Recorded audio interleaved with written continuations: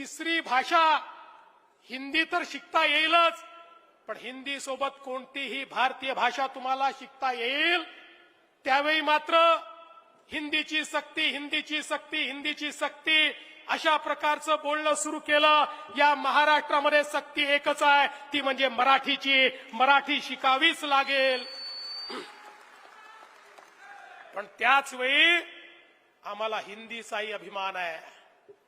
आम्हाला हिंदीचाही अभिमान आहे. या भारतातल्या प्रत्येक भाषेचा अभिमान आम्हाला आहे. या भारतीय भाषांचा आम्हाला अभिमान आहे. अरे आम्ही हिंदीचा विरोध करून इंग्रजीला पायघड्या घालणारे लोक नाही आहोत.